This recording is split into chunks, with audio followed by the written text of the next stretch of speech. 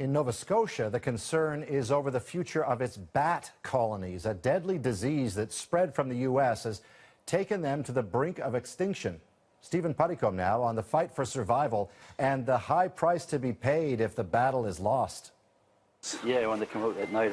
A couple of years ago, Tatamagouche, Nova Scotia was a great place to study bats. When we first bought this place, my wife had to put a pot on her head. There's so many bats upstairs. Ray Dwinell's home is being used to count bats. Before there was hundreds of them, then there was, like last year, about 40. Now there's only none. So this is the entrance. At other bat study sites around the province, it's the same story. We had one other site that we've been monitoring for a few years. It went from 3,400 animals down to 4. At the root of the problem, a killer fungus that grows on the nose and wings of infected animals. And there's the one there in the snow. It causes bats to come out of hibernation in midwinter. They wind up starving and freezing to death. Shivering. There's no treatment, no cure. Dead bats here everywhere.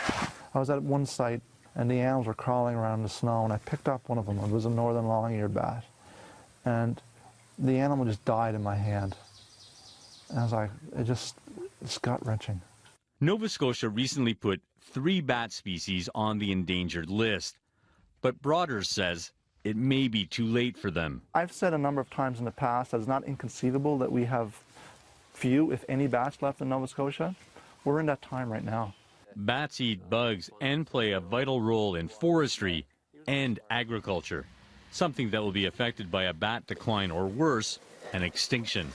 That's one of the reasons scientists are hoping the spread of so-called white nose syndrome doesn't move into Western Canada. We hope that the westward spread is going to be slow and maybe stop, but we don't really see any reason why that should be the case. Back in Nova Scotia, Ray Dwinell says he's not giving up hope, even though the future of bats in Canada looks bleak.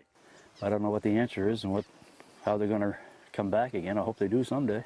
Stephen Puttycombe, CBC News, Tatamagouche, Nova Scotia.